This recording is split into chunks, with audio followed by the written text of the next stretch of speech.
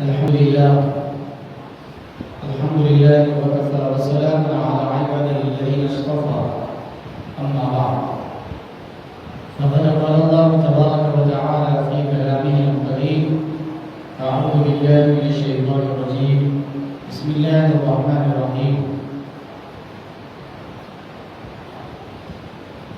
ولهن مثل الذي عليهن بالمعروف وللرجال عليهن درجة والله عزيز حكيم. وقال تعالى في مقام آخر الرجال قوامون على النساء بما فضل الله بعضهم على بعض وبما أنفقوا من أموالهم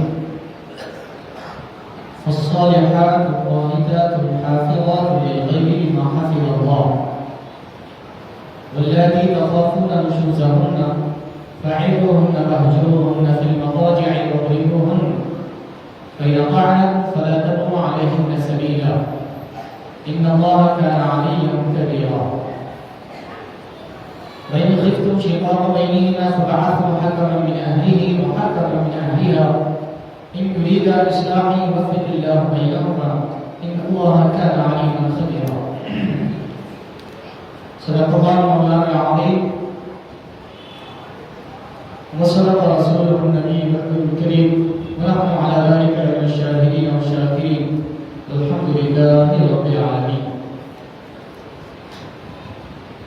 معزز حاضرین اکرام، اللہ تبارک و تعالی نے اس کائنات کو سجایا، اس کائنات زمین اور آسمان کو بنایا. زمین میں اللہ تبارک و تعالی نے مختلف چیزیں رکھی، جھاڑ، پہاڑ، سمندر، دریا، اناج، غلہ، پانی، یہ سب چیزیں رکھی.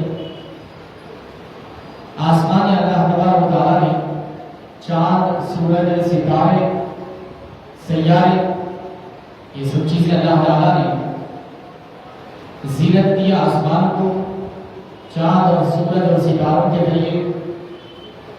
زمین کو زینت دیا سمندر اور دریاؤں سے، درختوں اور پھلوں اور پھولوں سے. زمین کو زینت دیا پہاڑوں سے، جنگلات سے، بیابان سے، صحرا سے، ریگستان سے. زمین کو زینت بخشا اللہ تبارک و تعالی. لیکن یہ زمین اور آسمان کس کے لیے سجایا اللہ تبارک و تعالی نے؟ رب الجلال فرماتا ہے هو الذی خلق لکم ما فی الارض جمیعا. اے انسانوں، اے انسان، یہ زمین اور زمین کی جتنی زینتیں ہیں، زمین کی جتنی بہاریں ہیں، یہ آسمان کی جتنی زینتیں ہیں، یہ چاند، سورج اور ستارے، یہ خوبصورتیاں، والذی خلق لکم، اے انسانوں، اے لوگوں، یہ تمہارے لیے اللہ تعالیٰ نے پیدا فرمایا. اللہ تبارک و تعالیٰ یہ سب انسان کے لیے بنایا،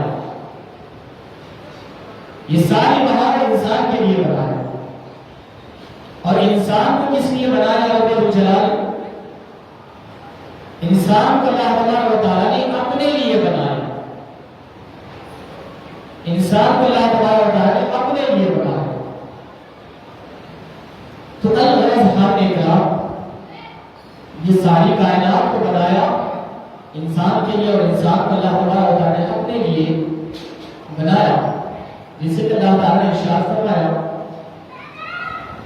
وَمَا خَلَقْتُ الْجِنَّ وَالْإِنسَ إِلَّا لِيَعْبُدُونِ. ہم نے جنات اور انسان کو اپنی معرفت اور عبادت کے لیے پیدا کیا. تو گویا کہ انسان کی تخلیق اللہ تبارک و تعالیٰ کے لیے ہوئی. یقیناً اس بات کا انکار نہیں کہ اللہ تعالیٰ ہماری عبادت کو محتاج ہے، ہرگز ایسا نہیں ہے. لیکن اللہ تبارک و تعالیٰ اپنے صفات کا مظہر دیکھنا چاہا. جو اس کے صفات ہے اس کو اللہ تبارک و تعالیٰ صفات کو آدم علیہ السلام نے بدیعت فرمایا اور اپنی شان کو آدم علیہ السلام کے ذریعے انسان کے ذریعے دیکھ رہا.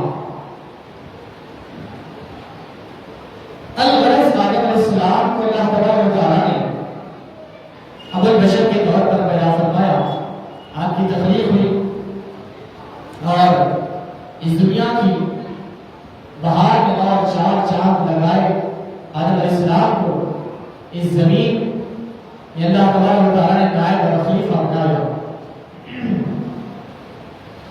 اور نسل انسانی کی افزائش کے لیے اللہ تبارک و تعالیٰ نے آدم علیہ السلام کی بائیں بسری سے حضرت حوا علیہ السلام کو تخلیق فرمایا، پیدا فرمایا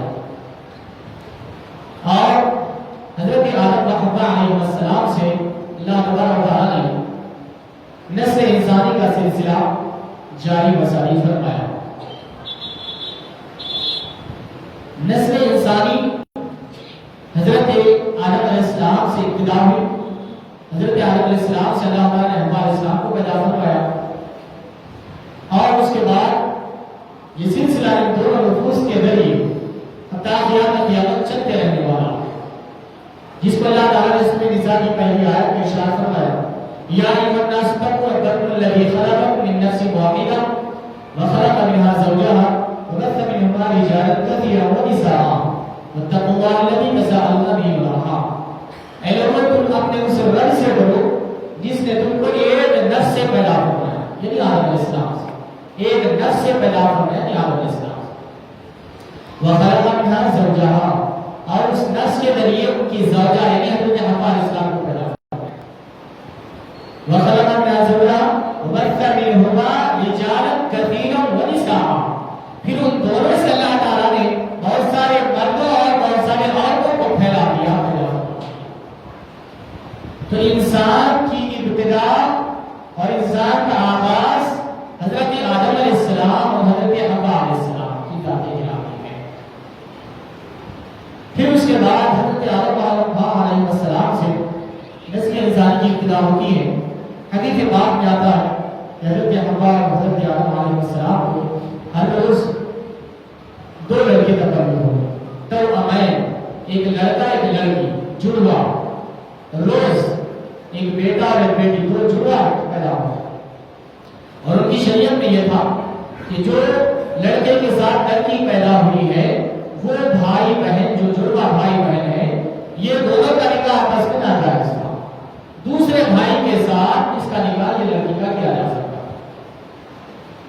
ساتھ میں پیدا ہونے والے بھائی بہن سے نکاح جائز نہیں تھا شریعت، اس کے بعد پیدا ہونے والے بھائی سے اس بہن کا نکاح جائز تھا، لیکن بعد میں چل کر اس بارے میں جھگڑا ہوا، اسی شادی اور نکاح کے سلسلے میں قابیل نے حضرت حابیل کا قتل کر دیا، کہ جو بہن کے ساتھ پیدا ہوئی تھی وہ بہت حسین و جمیل تھی اور وہ چاہتا تھا کہ میں اسے نکاح کروں گا، لیکن حضرت آدم علیہ السلام سے منع فرمایا کیونکہ بیٹا بھی جائز نہیں ہے تمہارے لیے، یہ حلال نہیں۔ الغرض نوبت یہاں تک پہنچی کہ وہ اس بات پر مصر رہا، آخر میں یہاں تک کہ حضرت حابیل کو قابیل نے قتل کر دیا۔ یہاں تک کچھ چیزیں معلوم ہوتی ہیں، ایک یہ سب سے پہلے وہ زمین پر قتل حضرت حابیل کا ہوا اور قاتل قابیل تھا، ایک چیز سب سے پہلا قتل زمین پر، سب سے پہلا قتل زمین پر یہ ہوا، جس کے بارے میں حضور پاک صلی اللہ علیہ وسلم نے ارشاد فرمایا، قیامت تک جتنے بھی قتل ہوں گے، قیامت تک جتنے بھی قتل ہوں گے، ہر قاتل کو اس کا گناہ تو ملے گا، لیکن اس کے گناہوں کا کچھ حصہ قابیل کے کھاتے میں بھی جائے گا، کیونکہ اس نے یہ برائی کا آغاز کیا ہے، یہ غلط کام کی ابتدا کی ہے، اور جو کوئی غلط کام کی ابتدا کرتا ہے قیامت تک جو لوگ اس پر عمل کریں گے اس کا گناہ قیامت تک کرنے والوں کے گناہ میں سے حصہ اس کو ملتے رہے گا اور ان کے گناہوں میں سے کوئی کمی نہیں ہوگی۔ یہ دوسری چیز، اور تیسری چیز سے یہ بھی معلوم ہوتی ہے کہ روئے زمین پر جو سب سے پہلے قتل ہوا وہ عورت کی وجہ سے ہوا، عورت کی وجہ سے ہوا، عورت کے پیچھے جانے کی وجہ سے ہوا۔ تو بہت ساری چیزیں یہاں پر معلوم ہوتی ہیں۔ تو ہر اکرام آج ہمارا عنوان ہے حقوق زوجین، شوہر اور بیوی کے حقوق۔ چونکہ یہ ابتدا تو ہو چکی تھی، لیکن اللہ تبارک و تعالیٰ نے مرد اور عورت کے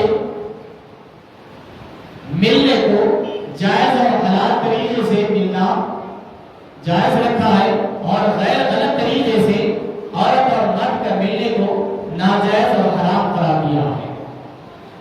جیسے کہ اللہ تعالیٰ نے ارشاد فرمایا وَلَا تَقْرَبُوا الزِّنَا إِنَّهُ كَانَ فَاحِشَةً وَسَاءَ سَبِيلًا، اے لوگوں تم زنا کے قریب بھی مت جاؤ کیونکہ یہ بہت برا راستہ۔ اور ارشاد فرمایا فَانكِحُوا مَا طَابَ لَكُم مِّنَ النِّسَاءِ، اے لوگوں تم نکاح کرو، تمہیں جو عورتیں اچھی لگے بھا جائے ان سے نکاح کرو، چاہے تو ایک، چاہے تو دو، چاہے تو تین، چاہے تو چار، اور اگر تم ان میں عدل و انصاف نہیں کر سکتے تو صرف ایک سے نکاح کرو اور اس کے حقوق پورے نبھاؤ۔ تو اللہ تعالیٰ نے نکاح کو حلال قرار دیا اور زنا کو حرام قرار دیا، اس لیے کہ انسان اشرف المخلوقات ہے، اس کے جینے کے طور طریقے بھی اللہ تعالیٰ نے قرآن مجید میں بیان فرمایا۔ اس کو تفریق کر کے اللہ تعالیٰ نے یوں ہی نہیں چھوڑ دیا، جیسا حیوانات کی طرح اس کو نہیں چھوڑ دیا، یہ حیوانات کی طرح اپنی زندگی نہیں گزار سکتا۔ اللہ تبارک و تعالیٰ نے اس کو مکلف بنایا ہے، اس کو ایسا زندگی گزارنے کا حکم ہے جیسا یہ حیوانات اور جانور اور بھیڑیوں کی طرح زندگی نہیں گزار سکتا، کیونکہ وہ غیر مکلف ہے، ان کو کچھ نہیں، ان کے اندر شرم حیا نہیں ہے۔ انسان کے اندر اللہ تعالیٰ شرم اور حیا ودیعت فرمایا ہے، اللہ تبارک و تعالیٰ انسان کے اندر شرم اور حیا رکھا ہے، اور اگر کوئی انسان شرم و حیا کو بالائے طاق رکھ کر بے حیائی کی زندگی گزارتے ہیں اور اصول و ضوابط کو پس پش ڈال کر زندگی گزارتے ہیں، تو ایسے لوگوں کو یہی کہا جائے گا اولئک کالانعام، یہ تو چوپائے ہیں، بل ہم اضل، بلکہ یہ جانور اور چوپایوں سے بھی گئے گزرے لوگ ہیں۔ تو اسلام مسلمانوں کو جو تعلیم دیتا ہے وہ اس بات کی تاکید کرتا ہے، یقین اللہ تبارک و تعالیٰ نے عورت کی جو تخلیق فرمائی ہے وہ مرد کی تسکین کے لیے پیدا فرمایا، مرد کے سکون کے لیے پیدا فرمایا۔ حضرت آدم علیہ السلام جنت میں تنہے رہا، اللہ تبارک و تعالیٰ نے آپ کی تسکین کے لیے حضرت حوا علیہ السلام کو پیدا فرمایا، اور اسی بات کو اللہ تبارک و تعالیٰ نے نبی پاک میں ارشاد فرمایا والذی خلقکم من نفس واحدۃ وجعل منها زوجها لیسکن الیہا، وہی ذات ہے جس نے تم کو پیدا کیا، وجعل منها زوجها، اور اس سے اللہ تبارک و تعالیٰ نے ان کی زوجہ کو، اس کی بیوی کو پیدا فرمایا، کیوں؟ لتسکن الیہا، تاکہ تم وہاں پر سکون حاصل کرو، تاکہ تمہیں تسکین قلب حاصل ہو۔ سکون قلب کے لیے اللہ تبارک و تعالیٰ نے عورت کو پیدا فرمایا تاکہ زندگی چین اور سکون اور اطمینان کے ساتھ گزار سکے۔ اب یہاں پر جو مرد بالغ ہو جاتا ہے اور نکاح کے قابل ہوتا ہے تو اس کے لیے کچھ احکام شریعت نے مقرر فرمائے۔ حضور پاک صلی اللہ علیہ وسلم نے ارشاد فرمایا کہ بالغ ہونے کے بعد جتنا جلدی ہو سکے نکاح کر دو، کیونکہ یہاں سے برائیوں کی ابتدا ہوتی ہے، چاہے مرد بچہ ہو چاہے عورت بچی۔ اب اس کے نتائج تو ہمارے سامنے ہیں۔ آج جو ہمارے معاشرے میں، ہمارے شہروں میں جو رواج، جو طریقہ بن چکا ہے کہ عمر کے بعد تقریباً 30 سال کے بعد ابتدا کرتے ہیں بچیوں کو، 20-25 سال کے بعد، 25 سال کے بعد ابتدا کرتے ہیں بچوں کو دیکھنے کی، شادی وغیرہ کی آتی، لیکن جب کہ حدیث کے بعد میں آتا ہے جیسے بچی بالغ ہو جائے نکاح میں پہل کی جائے، جلدی کی جائے، مہمان آ جائے مہمان کی ضیافت میں جلدی کی جائے، انتقال ہو جائے اس کے دفن میں جلدی کیا جائے۔ اسی طرح فرمایا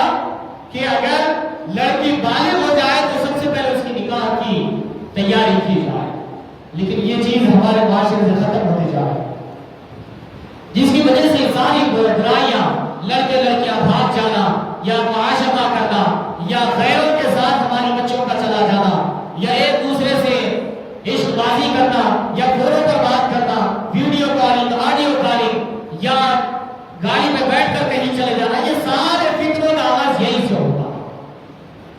تو اسی کا ستیہ کرنے کا حکم ہمارے پاس صلی اللہ علیہ وسلم نے دیا۔ تو اگر اس نے کہا جب بالغ ہو جائے تو حضور نے ارشاد فرمایا سب سے پہلے شادی کرنا۔ اب شادی کرنے، نکاح کرنے کے بارے میں کچھ احکام ہے، اس کو بھی یاد رکھیں۔ شادی کرنے کا مطلب یہ نہیں کہ وہ بیوی کا کوئی سامان بھی نہیں دے سکتا، اس کے گلے میں ڈال دیا جائے، ایسا بھی مطلب نہیں ہے۔ اس کے کچھ احکام ہیں، اس کے کچھ اصول ضوابط تھے، اس کو پیش نظر رکھتے ہوئے وہ شادی کے قابل ہونے کے باوجود ساتھ ساتھ بیوی کو سنبھالنے، اس کے نام رکھنے کی ذمہ داری کا بھی قابل ہونا چاہیے، تب اس کا نکاح کرنا جائز ہے۔ آئیے یہی کچھ اصول شریعت نے مقرر فرمائے ہیں، کن صورتوں میں نکاح جائز ہے، کن صورتوں میں نکاح حرام ہے، کن صورتوں میں نکاح فرض ہے، کن صورتوں میں نکاح مکروہ ہے، کن صورتوں میں نکاح سنت ہے، یہ چیزیں بھی ذہن میں رکھیں۔ نکاح کی تعریف کیا ہے؟ نکاح کے معنی لغت میں جماع کے ہیں اور اصطلاح فقہ میں نکاح ایک مخصوص عقد ہے، ایک مخصوص عقد کا نام ہے جس سے مرد قصداً عورت سے نفع اٹھانے کا مجاز ہوتا ہے۔ یعنی کوئی عورت جس کی طرف دیکھنا ناجائز و حرام تھا، وہ عورت آج تک جس کو ہاتھ لگانا چھونا حرام تھا، وہ عورت جس کو پکڑنا، چھونا، دیکھنا، بات چیت کرنا یہ سب حرام تھا، لیکن اللہ اور اس کے رسول کے فرمان کے مطابق اگر میں نے تجھ سے نکاح کیا، اس نے کہا قبول ہے، اس نے کہا میں تجھ سے نکاح کیا، وہ کہا قبول ہے، تو یہ الفاظ کے ذریعے جو عورت سے بات چیت کرنا، چھونا، دیکھنا حرام تھا، اس کے لیے حلال ہو جاتا، اللہ اور اس کے رسول کے طریقے کے ذریعے یہ حلال ہو جاتا ہے۔ اس کے لیے بات چیت کرنا، اس سے کلام کرنا، دیکھنا حلال ہی نہیں بلکہ اس پر اجر و ثواب بھی دیا جاتا۔ اس کے ساتھ نکاح کے بعد اس خاتون کے ساتھ رہنا، بات چیت کرنا، اس کے ساتھ وقت گزارنا عبادت میں شمار ہوگا۔ امام اعظم ابو حنیفہ رضی اللہ عنہ اور امام شافعی رحمۃ اللہ علیہ نکاح کے بارے میں فرماتے ہیں، امام شافعی رحمۃ اللہ علیہ فرماتے ہیں کہ نکاح سے بہتر یہ ہے کہ نفل عبادت کرو، نفل عبادت بہتر، لیکن امام اعظم رضی اللہ عنہ فرماتے ہیں نفل عبادت سے بہتر ہے کہ نکاح کیا کرو۔ کیوں؟ اس لیے کہ نکاح سے بہت سارے فوائد ہیں۔ ایک یہ کہ سب سے پہلے حضور پاک صلی اللہ علیہ وسلم کی سنت ہے، ایک چیز۔ دوسری چیز یہ ہے کہ انسان کا اپنا نفس نکاح کے بعد خاتون میں آ جاتا ہے، اس لیے عبادت، نفل عبادت سے زیادہ نکاح واجب ہے۔ تو ہر نکاح بعض صورتوں میں جائز اور حلال ہے اور بعض صورتوں میں حرام ہے۔ دو اور کون سی صورت ہے اس کو بھی ذہن میں رکھیں، کیونکہ آج کل بعض دفعے نکاح تو کیا جا رہا ہے، بچے سنبھالنے کے قابل نہیں رہ رہے، بعض دفعے نکاح تو بچے سنبھالنے کے قابل تو ہے لیکن بیویوں کے حقوق ادا نہیں کر رہے، بعض دفعے ایسا بھی ہو رہا ہے کہ لڑکیاں اپنے شوہر کے حقوق ادا نہیں کر رہے، یہی وجہ ہے کہ پولیس اسٹیشنوں کا رخ کر رہے ہیں یا عدالتوں میں چکر کاٹ رہے ہیں یا زندگیاں برباد کر لے رہے ہیں۔ تو اس لیے لازم ہے ہم پر کہ نکاح کن صورتوں میں جائز ہے یہ جانیں، کن صورتوں میں ناجائز ہے یہ جانیں، اور شوہر اور بیوی کے حقوق کیا ہے آپس میں ایک دوسرے کے، یہ جاننا ہمارے ہر ایک کے لیے لازم اور ضروری ہے۔ بہار اکرام یہاں پر 5 اوصاف ذکر کیے جا رہے ہیں کہ نکاح سنت مؤکدہ ہے، یعنی انسان کی خواہش اعتدال پر ہے، یعنی وہ بالغ بھی ہو جائے اور نکاح کے قابل بھی ہو، اور خواہش نفسانی جو خواہش ہے وہ گناہ میں پڑنے کا امکان نہیں ہے، معتدل ہے، اپنی جگہ جمع ہوا ڈٹا ہوا ہے۔ ایسی حالت میں اور وہ اپنے بیوی کے اخراجات بھی اٹھانے کا متحمل ہے، ایسی حالت میں نکاح کرنا سنت مؤکدہ ہے، کیونکہ حضور کی سنت ہے، واجب ہے۔ ایک صورت، دوسری صورت یہ بتایا گیا کہ واجب ہے۔ کس صورت میں واجب ہے؟ کہ وہ بالغ ہو جائے، نکاح کرنے کے قابل بھی ہو، اور عورت کے اخراجات اٹھانے کے، پالنے کے قابل بھی ہو، اور اگر نکاح نہ کیا جائے تو پھر وہ شخص جو ہے نکاح نہ کرنے پر گناہوں میں پڑنے کا امکان غالب ہو جائے. اگر جائز طریقہ اور حلال طریقہ اس کو نہ ملے تو پھر ناجائز اور حرام طریقوں سے راستوں پر پھرتی ہوئی بہن بیٹیوں کی عزت پر ڈاکہ ڈالنے کے اوپر اتر جائے، یعنی غلط راستہ اختیار کرنے کا امکان ہو جائے، تو ایسی صورت میں اس پر واجب ہے کہ اس کو نکاح کے بندھن میں باندھ دیا جائے. یہ ناجائز اور حرام اور غلط طریقہ اپنانے کے بجائے اس کے لیے حکم یہ ہے کہ وہ جائز اور حلال اور اللہ اور اس کے رسول کا بتایا ہوا طریقہ اختیار کرے. اس کے بعد ارشاد پڑا فرض ہے، اور ایک صورت یہ بتا دی جا رہی ہے تیسری صورت کہ نکاح فرض ہے، یعنی بالغ ہے اور بیوی یا اخراجات اٹھانے کا متحمل بھی ہے، اور خواہش کا اتنا غلبہ ہے کہ اگر نکاح نہ کیا جائے تو وہ زنا میں مبتلا ہونے کا یقین ہو جائے، بدکاریوں میں ملوث ہونے کا یقین ہو جائے، تو ایسی صورت میں جس طریقے سے نماز پڑھنا فرض ہے، روزہ رکھنا فرض ہے، صاحب استطاعت پر حج کرنا فرض ہے، صاحب استطاعت پر زکات دینا فرض ہے، اسی طریقے سے اگر کوئی بالغ ہے بیوی کا اخراجات بھی اٹھا سکتا ہے اور اس کو یہ خدشہ بلکہ یقین ہو جائے کہ اگر وہ نکاح نہیں اختیار کرے گا تو بدکاری اور زناکاری میں ملوث ہو جانے کا یقین ہو جائے، تو اس پر نکاح کرنا فرض ہے، لازم ہے، ضروری ہے، کمپلسری ہے اس کے لیے نکاح. نکاح سنت مؤکدہ ہوا، واجب ہوا، فرض ہوا. پھر اس کے بعد مکروہ تحریمی ہے. مکروہ تحریمی ہے یعنی اگر بیوی کے حقوق ادا نہیں کر سکتا، نہ نفقے کی ذمہ داری اٹھا نہیں سکتا، یا جسمانی طور پر کمزور ہے، تو ایسی صورتوں میں اس پر خوف ہے، اس کو بیوی کے حقوق ادا نہیں کر سکتا، تو ایسی صورت میں نکاح کرنا اس کے لیے مکروہ تحریمی. اور پانچویں صورت یہ ہے کہ اگر بیوی کے حقوق ادا نہیں کر سکتا، یہ بالکل یقین ہے، اس کو کنفرم ہے کہ وہ بیوی کے حقوق ادا نہیں کر سکتا اور اس پر ظلم کرے گا، یہ یقین ہے اس کو، تو ایسی صورت میں نکاح کرنا اس کے لیے حرام ہے. ایسی صورت میں اس کے لیے نکاح کرنا حرام ہے. تو یہ پانچ صفات کے بعض صورتوں میں نکاح، یعنی جب خواہش نفس اعتدال پر ہو تو سنت مؤکدہ ہے، اور خواہش نفس غلبہ پا جائے اور گناہوں میں مبتلا ہونے کا خوف ہو تو نکاح کرنا واجب ہے، اور خواہش نفس اتنی زیادہ ہو جائے کہ گناہ میں پڑنے کا یقین ہو جائے تو پھر نکاح کرنا فرض ہے. اور اس کے برعکس اور اگر بیوی کے حقوق ادا نہ کرنے کا خوف ہے، ڈر ہے کہ حقوق ادا نہیں کر سکوں گا، تو مکروہ تحریمی ہے. اور اگر بیوی کا حقوق ادا نہیں کر سکتا، یہ اس کو یقین ہے بالکل، تو پھر نکاح کرنا حرام ہے. ایسا شخص نکاح ہی نہ کرے. نکاح کرنے کے بعد خود بھی پریشان، دوسروں کو بھی پریشان نہ کرے، کسی کی بچی کی زندگی خراب نہ کرے. بہرحال نکاح کے مقاصد کیا؟ نکاح جائز اور حرام، یہ ساری چیزیں صفات ہم نے سوال فرمائی. نکاح کے مقاصد کیا ہے؟ نکاح کے مقاصد بہت سارے ہیں، لیکن چند مقاصد یہاں پر ذکر کرتا ہوں. نکاح کے مقاصد عبادت اللہ، اللہ کی عبادت مقصود ہے. کیوں کہ اللہ کا حکم ماننا یہ بھی عبادت ہے. اللہ نماز پڑھو بولو، نماز پڑھنا یہ عبادت ہے. اللہ تعالیٰ نکاح کرو بولو، نکاح کرنا یہ عبادت ہے. اللہ تعالیٰ کی عبادت یہ اس لیے بھی عبادت ہے کہ اگر وہ جائز اور حلال طریقہ ذریعہ اختیار نہیں کیا تو یہ خوف اور خدشہ اور یقین بھی ہے کہ وہ ناجائز اور حرام طریقوں میں پڑ جائے. تو اس گناہ سے بچنے کے لیے وہ نکاح کر رہا ہے، تو یہ عبادت کی شمار ہے. وطاعت اللہ و رسول، اللہ اور اس کے رسول کی اطاعت ہے. رسول کی اطاعت ہے، سرکار کی فرمانبرداری بھی. سرکار نے بھی ہم کی ارشاد فرمایا، یا معاشر الشباب، اے نوجوانوں، یا معاشر الشباب، اے نوجوانوں، من استطاع منکم الباءۃ فلیتزوج، جو کوئی تم میں نکاح کی استطاعت رکھتا ہے وہ نکاح کرے. جو کوئی تم میں استطاعت رکھتا ہے وہ نکاح کرے. ومن لم یستطع فعلیہ بالصوم.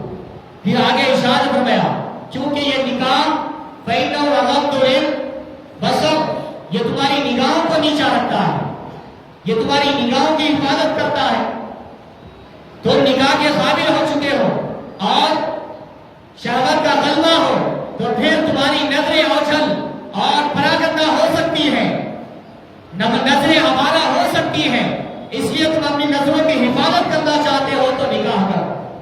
وَأَحْسَنُ لِلْفَرْجِ، اور یہ تمہاری شرطوں کی حفاظت بھی کرتا ہے نکاح۔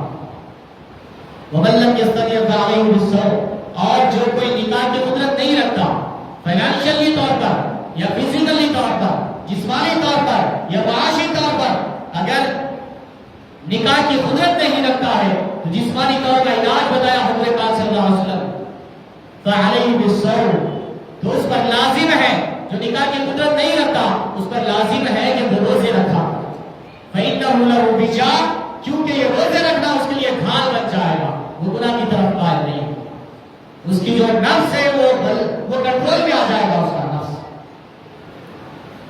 تو ارشاد پر حضور پاک صلی اللہ علیہ وسلم کی اطاعت بھی ہے، حضور کی اتباع بھی ہے، سنت بھی ہے اور تکمیل دین بھی ہے۔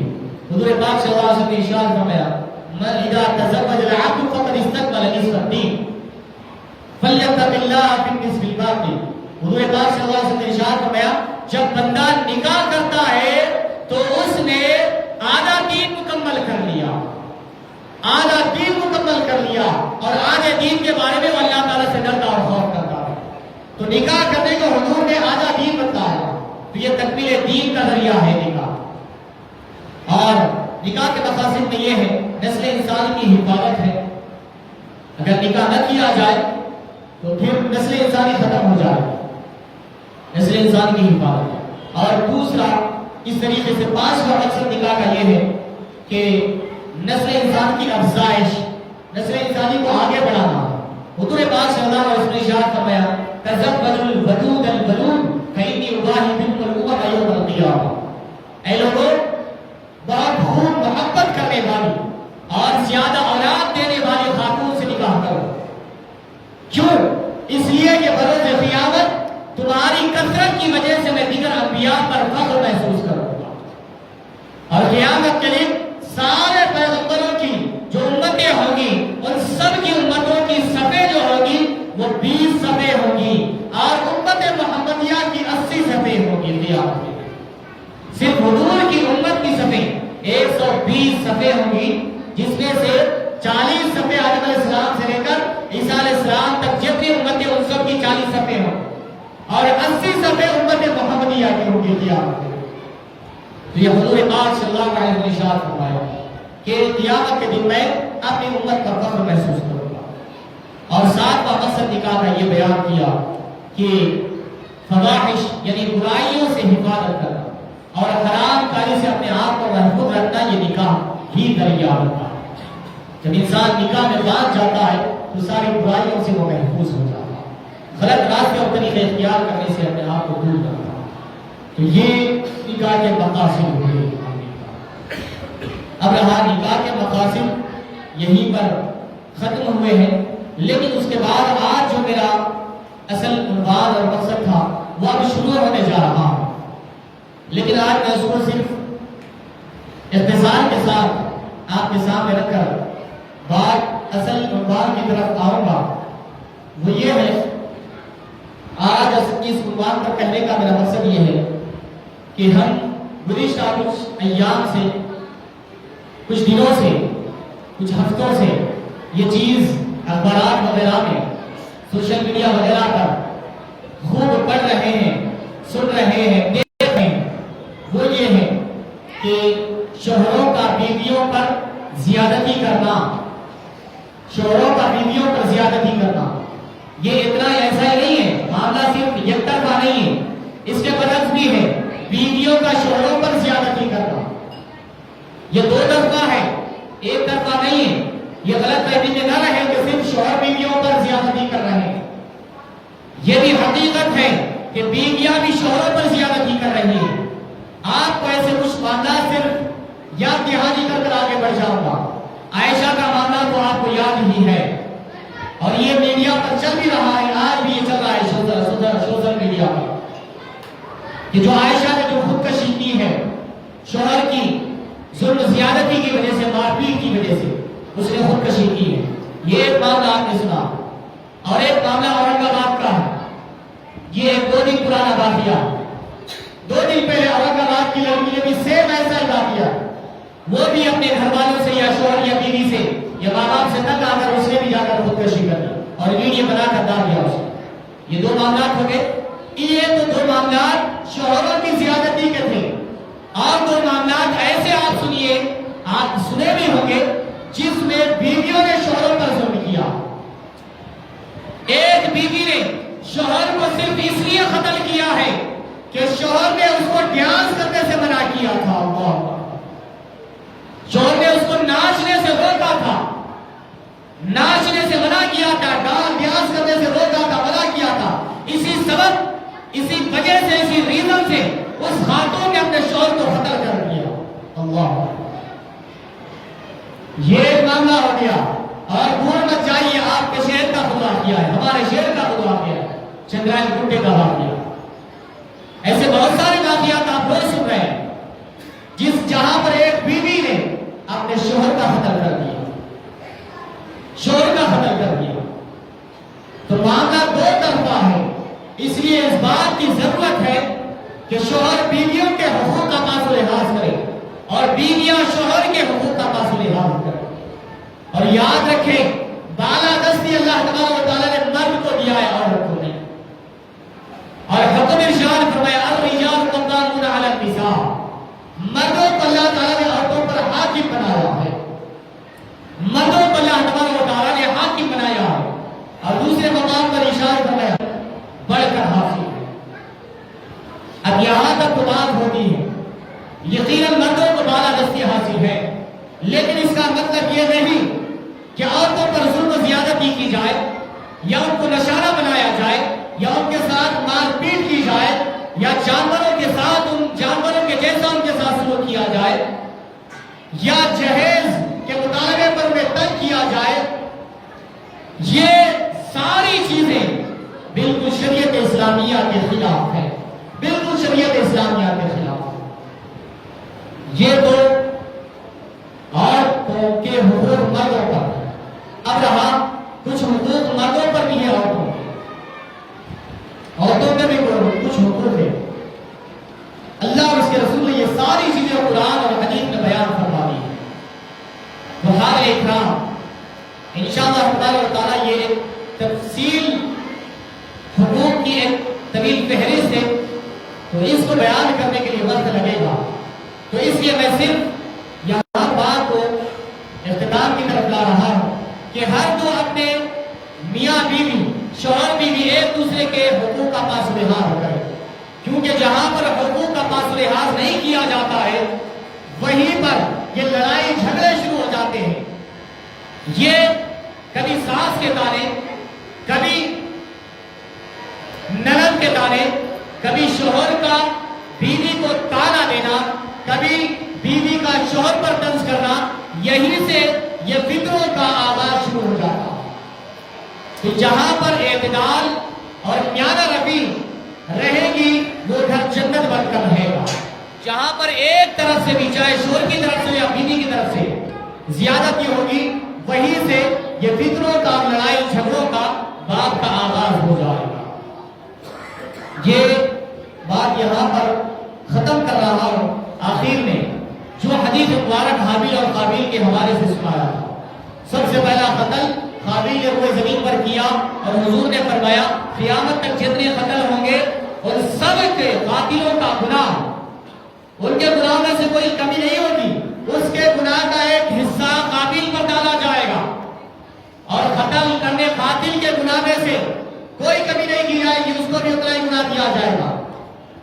یہ حدیث آپ نے سنی ہے، اور ایک ابو داؤد شریف کی بھی حدیث ہے، جو کوئی برا طریقہ ڈالے اس کا گناہ اس پر ہے، قیامت تک جتنے لوگ اس پر عمل کریں گے ان سب کا گناہ اس پر دیا جائے گا، اور ان کے گناہ میں کوئی کمی نہیں کی جائے گی۔ یقیناً وہ نوجوان لڑکی، عائشہ لڑکی، یقیناً اس سے ہم کو ہمدردی ہے، یقیناً اس کا واقعہ دیکھنے کے بعد ہماری آنکھوں سے آنسو رک نہیں سکے، یقیناً بہت درد کا مقام تھا، وہ بہت تکلیف دہ واقعہ ہے۔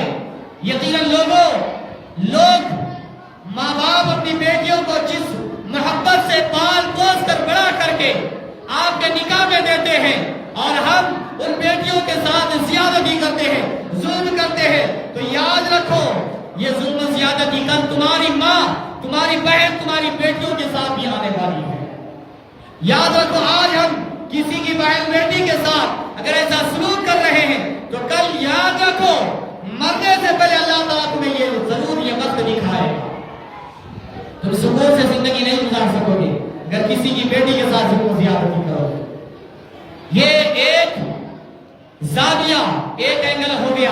اس کا دوسرا اینگل لوگوں، یہ دوسرا اینگل یہ اہم امپورٹنٹ چیز ہے جس کی وجہ سے آج میں نے یہ عنوان منتخب کیا ہے.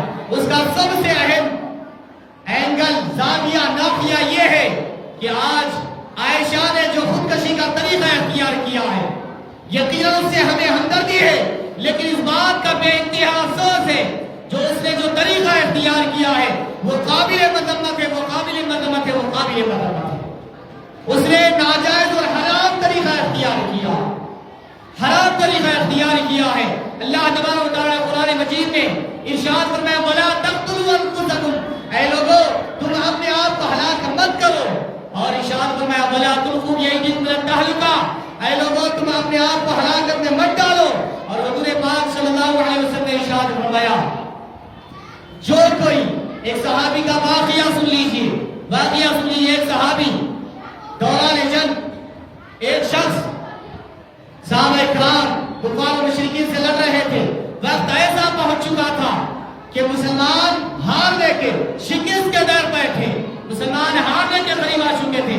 ایک شخص تیز رفتاری کے ساتھ گھوڑے کے ساتھ داخل ہوا، اسلامی فوج میں آیا اور آ کر کافروں سے ایسا لڑا کہ کافروں کے ایسے گردن اڑاتے گیا کہ لمحوں بھر میں وہ جنگ کا کاسا پلٹ گیا اور مسلمان جنگ جیت گئے اور کافروں جنگ ہار گئے. سارے صحابہ پریشان، یہ کون تھا شخص ہے اتنا بے دردی اور بے جگری سے لڑ رہا ہے، اسے اپنی جان کی بھی پرواہ نہیں ہے. وہ لڑتے ایسا لڑا کہ جنگ کا زاویہ ہی بدل دیا، نقشہ ہی بدل دیا. ہارنے والے مسلمان جیت گئے. تو صحابہ تعریف کرنے لگے. جب یہ بات حضور تک پہنچی تو حضور پاک صلی اللہ علیہ وسلم نے ارشاد فرمایا جہنمی.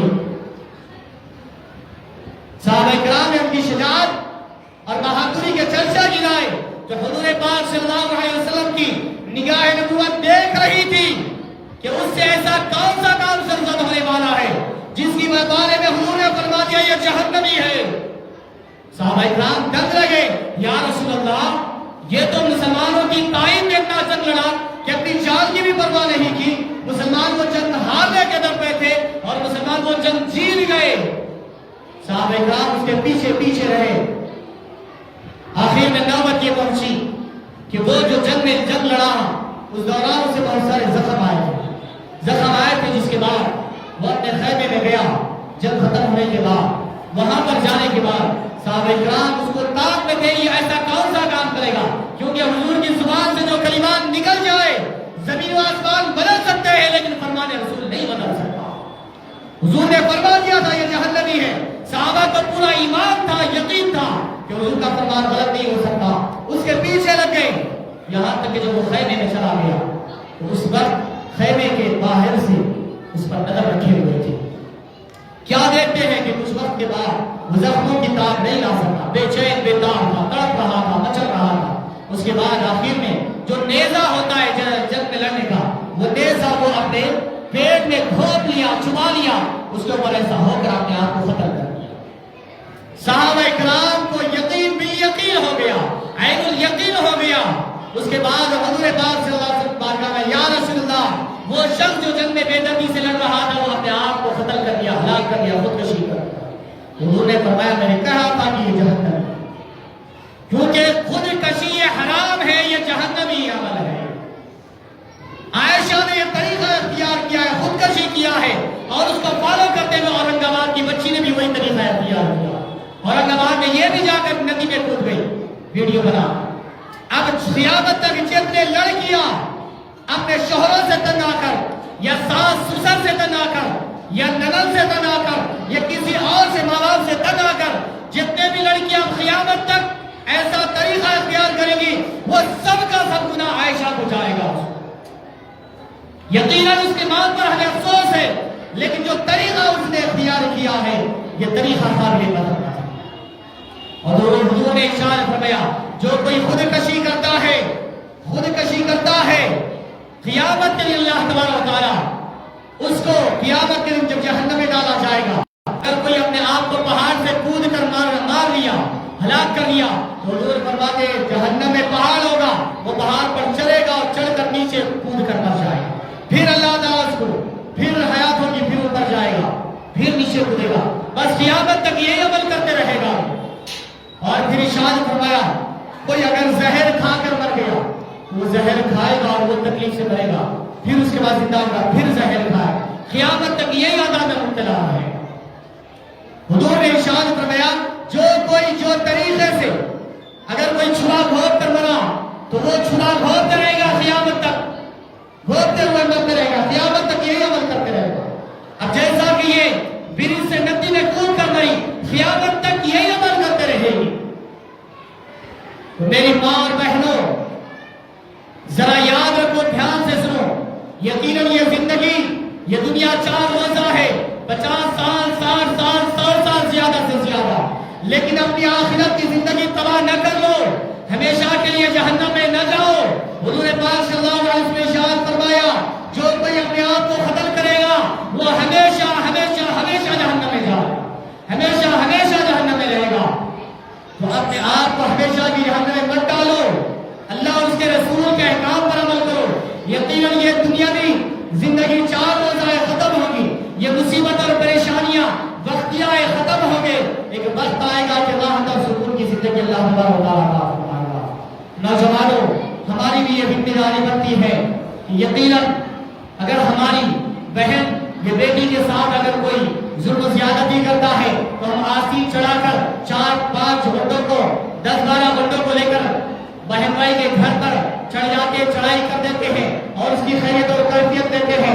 اگر ہماری کوئی بہن اور بیٹی کے ساتھ کرتا ہے اور یہ چیز اپنے اوپر غور کر لے، ہم کسی کی بہن اور بیٹی کے ساتھ اگر ہم ایسا سلوک کر رہے ہیں تو ہمارے ساتھ کیا سلوک کیا ہے؟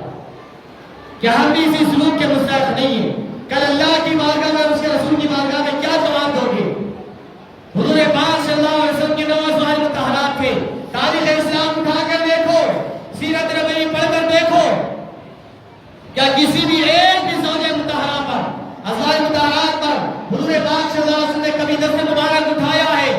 غور کرو، مولا علی مرتضیٰ رضی اللہ عنہ کے چاہنے والوں، صحابہ کرام کے چاہنے والوں، بی بی فاطمہ زہرا رضی اللہ تعالیٰ عنہا، یہ بھی تو زندگی گزاری ہے۔ جب مولا کائنات اور ان کے درمیان انبن ہو گئی تو مولا کائنات ہاتھ نہیں اٹھایا، مارا پیٹا نہیں، بلکہ گھر سے باہر نکل گئے اور جا کر مسجد میں آرام کرنے لگے۔ کیا یہ ان کی زندگی ہمارے لیے نمونہ نہیں ہے؟ اور میری بہنوں اور میری ماؤں اور میری بہنوں اور بیٹیوں، آپ بھی یہ سن لیں، گھر کے کام کاج کرنا، شوہر کی اطاعت و فرمانبرداری کرنا، یہ ہمارا فریضہ ہے، اخلاقی فریضہ۔ کیا آپ نے یہ نہیں پڑھا کہ بی بی فاطمہ زہرا رضی اللہ تعالیٰ عنہا کے ہاتھوں میں چھالے آ گئے تھے چکی سے پیس کر آتے تھے؟ کیا آپ نے یہ نہیں پڑھا جب آٹا پیس کر چکی پیس کر آپ کے ہاتھوں میں چھالے آ گئے، مولا کائنات نے فرمایا جاؤ حضور پاک صلی اللہ علیہ وسلم کے پاس غلام آئے ہوئے ہیں، جن میں غلام آئے ہوئے، باغی آئے ہوئے ہیں، وہ جاؤ جا کر ایک باغی مانگ لو اپنا حضور سے تاکہ تمہارے کام میں آسان ہو جائے۔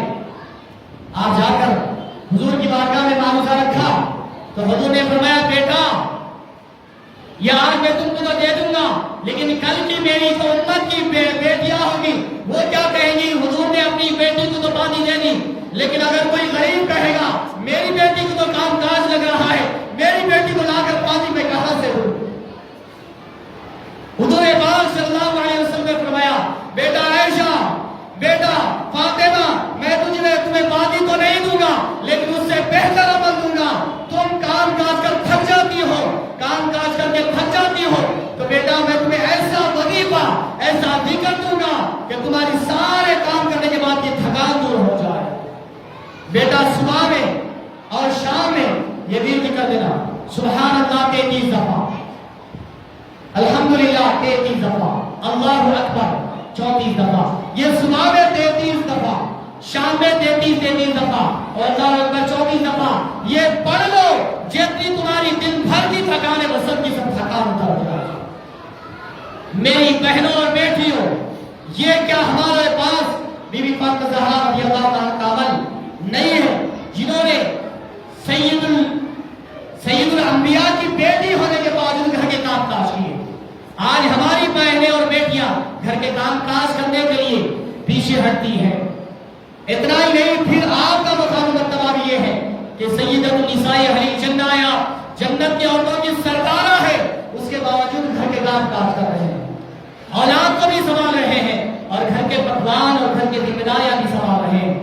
بہنوں اور بیٹیوں کے لیے بھی پیغام ہے کہ وہ سیرت عائشہ پڑھے، سیرت فاطمہ رضی اللہ تعالیٰ عنہما پڑھے تاکہ اپنی زندگیاں پرسکون گزار سکے۔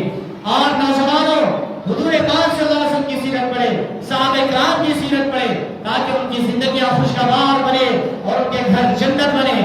اللہ تبارک و تعالیٰ سے دعا ہے کہ رب تبارک و تعالیٰ ہمیں دین و دنیا میں سعادت نصیب فرمائے، دین مدین کو صحیح اور بسط کر پڑھنے اور سنا عمل کرنے کی توفیق عطا فرمائے۔ وصلی اللہ تعالی وسلم علی سیدنا محمد وعلی آلہ وصحبہ اجمعین، الحمد للہ رب العالمین۔